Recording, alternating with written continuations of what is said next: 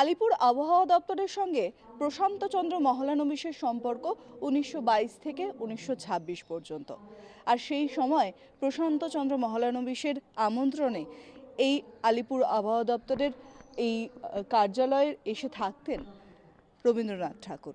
দীর্ঘদিন তিনি এই বাড়িতে কাটিয়েছেন। সেই কারণে এই বাড়িকে দীর্ঘদিন আগেই একটি মিউজিয়ামে রূপান্তরিত করা হয়েছে। যেই ঘরে কবি থাকতেন সেই ঘরটিকে সুন্দর করে তার ব্যবহৃত জিনিসপত্র দিয়ে সাজিয়ে তোলা হয়েছে।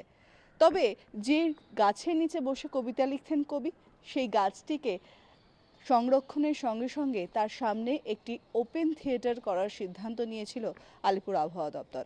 চৈত্র রজনী সুফলা বিরোহিণী একাকিনী হতজ্ঞান করে ধান পয়রফুলা প্রশান্ত, সেই জন্য বিরোহিণী একাকিনী সেটিরই ধ্যান করছেন, ওনার পক্ষেই সম্ভব। প্রশান্তচন্দ্র মহলানবিশ বিখ্যাত রাশিবিজ্ঞানী, উনি আমাদের অফিসে একসময় কাজ করতেন এবং আমরা সবাই জানি প্রশান্তচন্দ্রের সাথে রবীন্দ্রনাথের সখ্যতাটা কোন পর্যায়ে ছিল এবং রানী মহলানবিশের সাথেও। তো প্রশান্তচন্দ্র মহলানবিশের গেস্ট হিসাবে আমাদের এখানে যে অতিথিশালা ছিল সেখানে এসে কবি থাকতেন। সময়টা 1922 থেকে 1926, এই সময়টাতে প্রায় ছবার উনি এসেছিলেন এখানে এবং এই জায়গাটা ওনার খুব একটা প্রিয় জায়গার মধ্যে ছিল, শহরের কোলাহল থেকে মুক্ত। আমাদের পরিবেশ দেখবেন অফিসের এখনও অনেকটা কোলাহল থেকে মুক্ত পরিবেশ। আর এই বটগাছ যেটা আমরা দেখতে পাচ্ছি, এর নিচে বসে উনি অনেক কবিতা এবং কাব্যগ্রন্থ রচনা করেছেন।